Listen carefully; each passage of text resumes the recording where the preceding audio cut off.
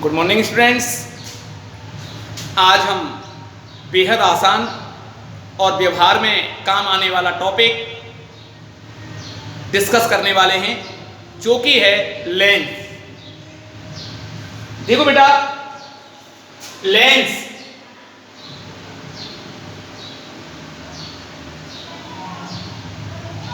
किसे कहते हैं? लेंस क्या है? आपने देखा होगा, ये मैंने जो पेन रखा है ना, क्या है ये? लेंस है। लेंसों का संयोजन हम अपने व्यवहार में चश्मा कह देते हैं, ठीक है ना? ये लेंस ही है। आपको इसमें एक गुण देखने को मिल रहा होगा, जो क्या है? प्रकाश पारगमित हो रहा है, आर पार निकल रहा है, जबकि मिरर में तो ऐसा नहीं होता था। राइट? तो ये क्या है बेटा? लेंस है। तो लेंस की जरा देखें आप, डेफिनेशन क्या बन सकती है। एक बात और देखना, ये जो लेंस दिख रहा है ना अपन को, इसमें यहां से यहां तक एक जैसा तो माध्यम है, ठीक है ना? और माध्यम वो कैसा है? पारदर्शी, जो कि हमको किरणों को एक जगह से दूसरी जगह तक आसानी से आर पार करवा रहा है। तो बेटा ध्यान रखना, मैं कुछ शेप बना रहा हूं, ये आकृतियां बना रहा हूं। इन पूरी आकृतियों में आप देखें,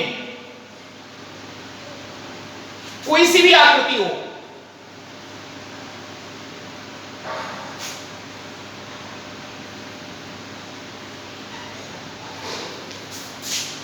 पहली बात तो यह देखने को मिलेगी आपको कि इसके अंदर एक जैसा माध्यम होगा, एक जैसा माध्यम देखने को मिलेगा। ओके? और ऐसे माध्यम को हम कहते हैं समांगी पारदर्शी माध्यम। ओके? ये जो दोनों पृष्ठ है ना, इन दोनों पृष्ठों से क्या होगा बेटा? अपवर्तन होगा। परावर्तन तो हो नहीं सकता। फिर लेंस ही किस नाम का? लेंस से तो हम वस्तुओं को देखते हैं, क्योंकि ऑब्जेक्ट उस लेंस से दूसरी तरफ होता है, ऑब्जर्वर दूसरी तरफ होता है। तो कोई ऑब्जर्वर जब किसी ऑब्जेक्ट को देखना चाहेगा ना, तो उसमें से होकर ही तो रेज जाएंगे आपके, इसलिए आर पार तो किरणों को होना पड़ेगा, तो अपवर्तन होगा। तो अब डेफिनेशन आपकी समझ में आ गई होगी, और वो डेफिनेशन क्या है? दो अपवर्तक पृष्ठों से घिरा हुआ समांगी पारदर्शी माध्यम, समांगी पारदर्शी माध्यम ही क्या कहलाता है बेटा? आपका लेंस। ओके? कोई डाउट नहीं है। दोबारा से समझ लें, दो अपवर्तक पृष्ठों से, किसी भी आकृति में देख लो, 100% दोनों जो पृष्ठ है ना, अपवर्तक होंगे। अपवर्तन होना पड़ेगा, तभी वो डेफिनेशन में लेंस कहलाएगा। तो दो अपवर्तक पृष्ठों से घिरा हुआ कैसा माध्यम? समांगी पारदर्शी माध्यम क्या कहलाता है? हमारा लेंस कहलाता है। ओके? लेंस कौन कौन सी आकृतियों के हो सकते हैं बेटा? बेलनाकार भी हो सकता है, परवलयाकार भी हो सकता है, और गोलीय आकृति का भी हो सकता है। किसी भी आकृति का हो सकता है, लेकिन हम अपने व्यवहार में ज्यादातर गोलीय लेंस देखने को मिलते हैं, या यूं कह सकते हैं गोलीय लेंसों का उपयोग किया जाता है। ठीक है ना? कौन से लेंसों का उपयोग बेटा? गोलीय लेंसों का। यहां तक कोई आपको डाउट नहीं होना चाहिए। हमारे लेंस मुख्यतः दो प्रकार के होते हैं। नंबर 1 उत्तल लेंस और नंबर 2 अवतल लेंस। और ये लेंस भी 3 कैटेगरियों में अलग अलग बांटे भी गए हैं, ठीक है ना, जिनको मैं अभी बता रहा हूं। ओके, ये नोट कर लें आप। देखो अभी मैं कह रहा था ना लेंस 2 प्रकार के होते हैं, तो देख लो बेटा कौन कौन से होते हैं। सभी को मैंने बड़े सिस्टम से आपको समझा रखा है। पहला है बेटा उत्तल लेंस, ठीक है ना, इंग्लिश में कहते हैं इसे कॉन्वेक्स लेंस, और इसका दूसरा नाम है, इसके व्यवहार के आधार पर कन्वर्जिंग लेंस भी कहते हैं। तो जरा पहले देखें आप उत्तल लेंस क्यों कहते हैं, क्योंकि इसके दोनों पृष्ठ ना उभरे हुए होते हैं, अर्थात यूं भी कह सकता हूं कि ये लेंस है ना बीच में से मोटा और किनारों पर पतला होता है। बीच में से मोटा और किनारों पर कैसा होता है बेटा, पतला, इसलिए इसको हम उत्तल लेंस या कॉन्वेक्स लेंस भी कहते हैं। अब बात आती है कि इसको कन्वर्जिंग लेंस क्यों कहता हूं, क्यों कहते हैं कन्वर्जिंग लेंस। दूसरा नाम है इसका अभिसारी, हिंदी में क्या कहेंगे इसको, अभिसारी। क्यों, क्योंकि अगर कोई प्रकाश किरण इस पर जाकर के आपतित होती है, ठीक है ना, तो वो अपवर्तन के पश्चात एक बिंदु पर एकत्रित हो जाती हैं, इकट्ठी हो जाती हैं, अर्थात ये लेंस है ना उन किरणों को इकट्ठी कर देता है, इसलिए इसे मैं कन्वर्जिंग लेंस भी कहता हूं। और इसका एक सटीक डायग्राम और है, ये देखो कन्वर्ज कर रहा है। ओके, आप जब भी कंपटीशन एग्जाम में पढ़ने जाओगे, कॉम्पिटिटिव एग्जाम में कोई भी टीचर आपको पढ़ाएगा, इस डायग्राम को नहीं बनाने वाला, वो इस डायग्राम को बनाएगा आपको, ठीक है ना। तो वहां पर आपको इस डायग्राम से समझना है, अगर ऐसे एरो लगा रखा है तो वो कन्वर्ज कर रहा है किरणों को, और अगर ऐसे बना रखा है तो वो किरणों को फैला रहा है, डाइवर्ज कर रहा है। ओके बेटा, उत्तल लेंस भी 3 प्रकार के होते हैं। एक तो होता है कॉन्वेक्सो कॉन्वेक्स, प्लेनो कॉन्वेक्स और कॉनकेवो कॉन्वेक्स। उभयोत्तल, समतलोत्तल और अवतलोत्तल। उभयोत्तल देखो नाम से पता चल रहा है, जिसके दोनों तल उभरे हुए हों, उत्तल लेंस कहलाता है, उभयोत्तल लेंस कहलाता है। ऐसा लेंस जिसके दोनों पृष्ठ उभरे हुए हों, उभयोत्तल लेंस कहलाता है। समतलोत्तल, जिसका पहला, अच्छा पहले जो नाम होता है ना, पहले देखो बहुत शानदार है, इसको समझना, पहले जो नाम आता है उसका नेचर वैसा ही होता है। समतलोत्तल, प्लेन प्लस कॉन्वेक्स मींस, दोबारा लिखूं, समतल और उत्तल। ऐसा लेंस जिसका पहला पृष्ठ समतल और दूसरा पृष्ठ उत्तल हो, समतलोत्तल लेंस कहलाता है। कोई डाउट नहीं होना चाहिए यहां तक, क्लियर। अवतलोत्तल, देखो पहला पृष्ठ कॉनकेवो मतलब अवतल, पहला पृष्ठ अवतल और दूसरा पृष्ठ कैसा हो, उत्तल हो। देख लो, पहला अवतल, पहचान कैसे होगी, देखो ये अवतल लेंस है, मैं अभी अवतल लेंस पढ़ाने वाला हूं, ये इसका पहला पृष्ठ और ये इसका दूसरा पृष्ठ और ये पहला। तो अवतल में पहला पृष्ठ कैसा बनेगा, ऐसा बनेगा ना, देखो पहला पृष्ठ अवतल ऐसा। उत्तल में देखो ये पहला पृष्ठ, ये दूसरा पृष्ठ, दूसरा पृष्ठ कैसा बनता है बेटा, ऐसे वाला, तो इसमें ऐसे वाला, दूसरे नंबर पे उत्तल आ रहा तो दूसरा पृष्ठ उत्तल, पहला पृष्ठ अवतल, अवतलोत्तल लेंस कहलाता है। क्लियर, कोई डाउट तो नहीं है ना, बिल्कुल क्लियर हो गया ना। अच्छा, अब देखो बेटा नंबर 2 अवतल lens, concave lens.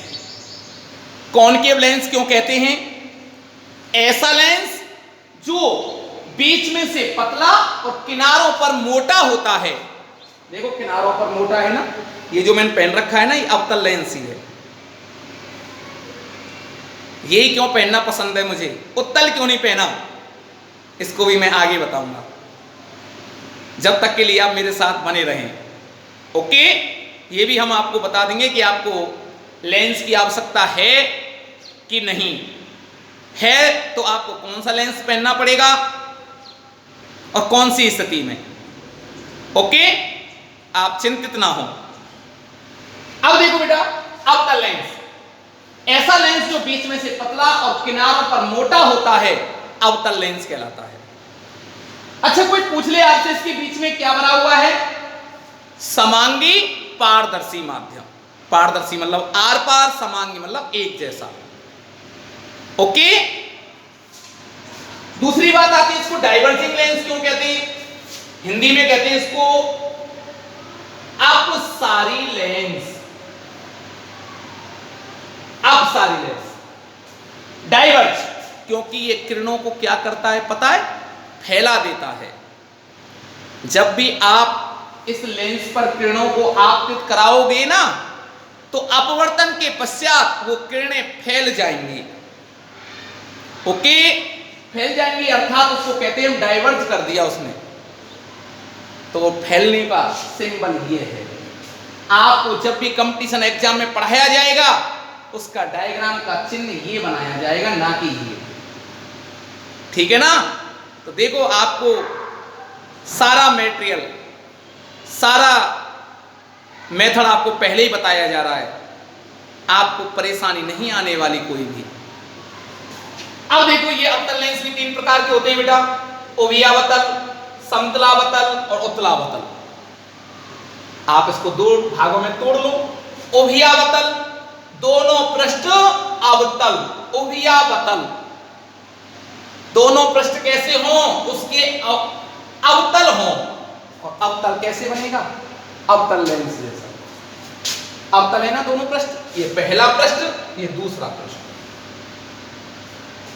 समतलावतल, plano concave, पहला समतल, देखो नाम से पता चल रहा है समतलावतल, समतल प्लस अवतल।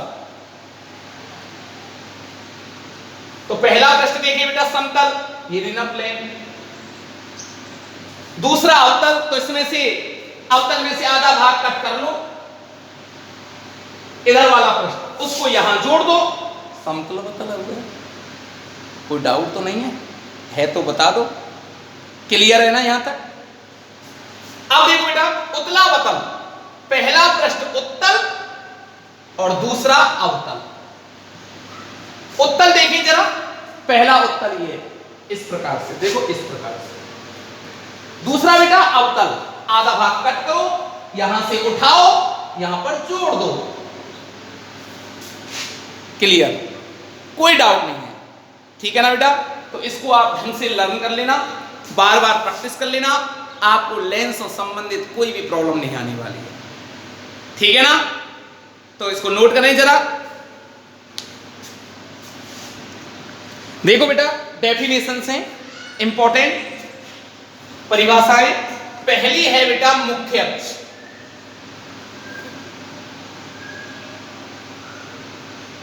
प्रिंसिपल एक्सिस, पीए से भी रिप्रेजेंट कर देते हैं इसको, जरा ध्यान रखना बेटा। देखो लेंस कोई सा भी हो, अभी हमने जो पढ़ा है, चाहे वो उत्तल हो चाहे वो अवतल हो, दोनों की जो आकृति होती है ना, जैसे उत्तल की बात करूं मैं, तो ये होता है उत्तल लेंस। तो ये भी किसी गोले का भाग होगा ना, ये पहले वाला पृष्ठ, और ये भी किसी गोले का भाग होगा, बिल्कुल होंगे ना। तो इनके केंद्र भी होंगे, ये जैसे पहले गोले का भाग है, जैसे ये इसका नाम C1 दे दिया, इसका नाम C2 दे दिया।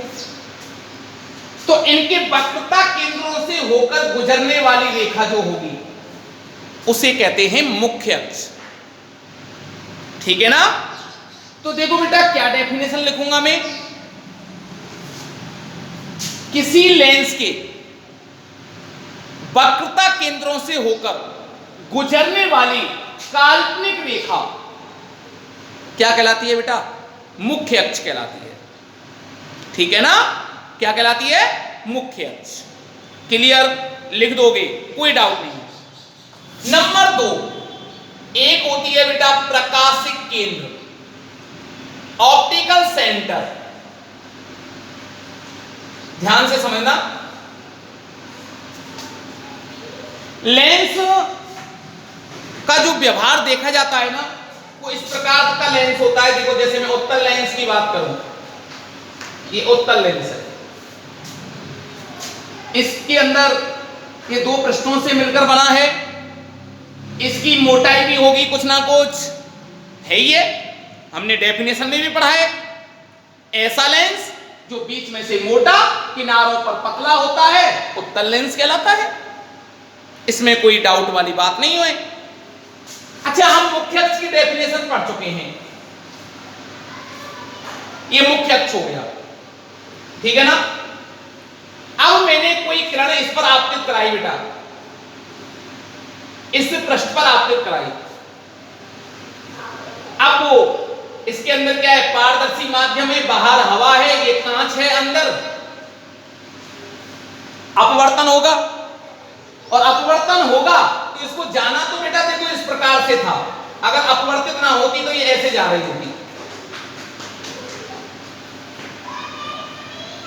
लेकिन इसका अपवर्तन होगा तो इसका नीचे ये ऐसे झुक जाएगी। और फिर बेटा जब ये सघन से विरल में, कांच से वायु में जाएगी तो अवलंब से दूर हट जाएगी, तो ये इस प्रकार से जाएगी। राइट बात है ना? और ऐसी कंडीशन में मैंने आपको पीछे पढ़ाया है, डी पार्श्विक विस्थापन उत्पन्न हो जाता है। कौन सा विस्थापन बेटा? पार्श्विक विस्थापन उत्पन्न हो जाता है बीच में। ओके, ऐसे लेंसों के लिए।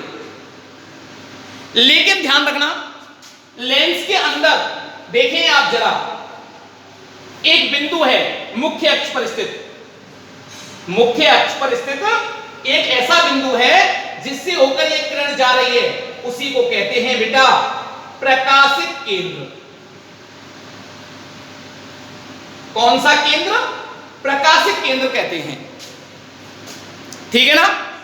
तो क्या डेफिनेशन हुई जरा देखें प्रकाशिक केंद्र की। लेंस के अंदर, अंदर है ना, मुख्य अक्ष पर स्थित, मुख्य अक्ष पर स्थित वह बिंदु जिस पर आपतित होने वाली प्रकाश किरण बिना विचलित हुए सीधी निकल जाए।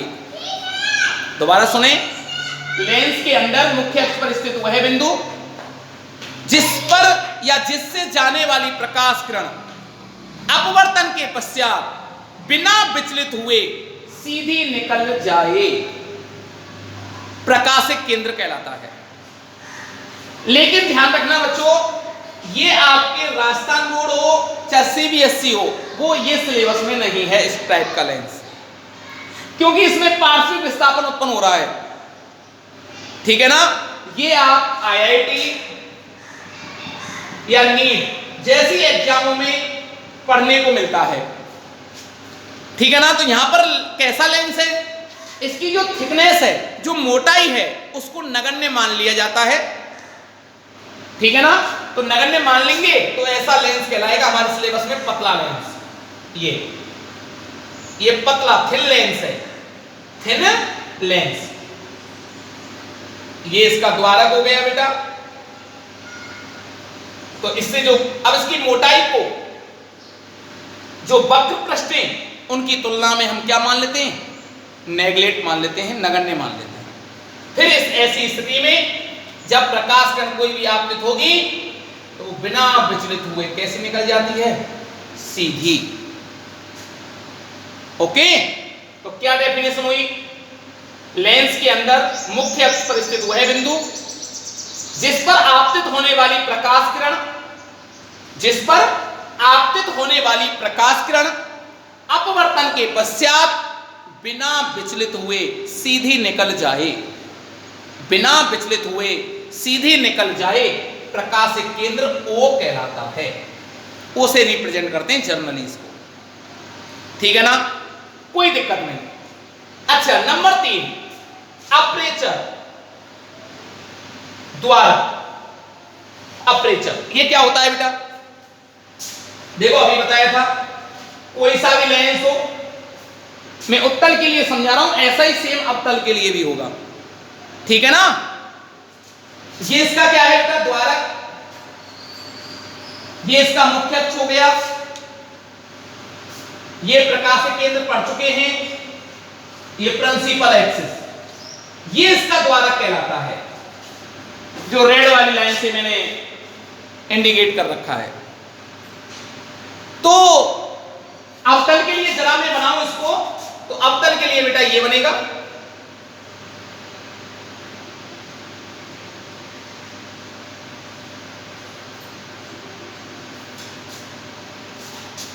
इस लेंस को देखें, दोनों गोलीय अपवर्तक पृष्ठ हैं, इसमें भी दोनों गोलीय अपवर्तक पृष्ठ हैं, ठीक है।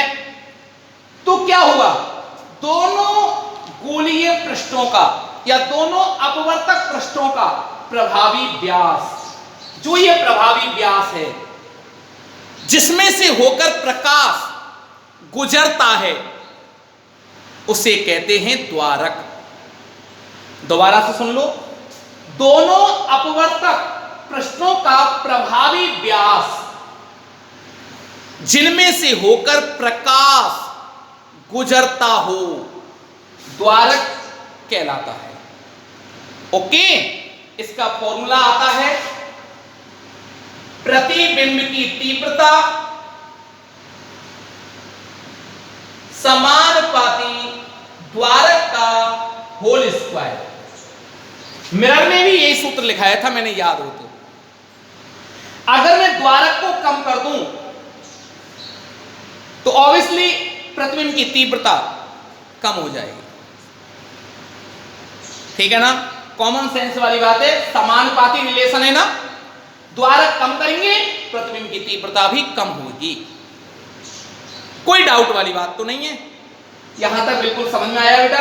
ये कुछ डेफिनेशंस बताई है मैंने आपको, बहुत ही शानदार हैं।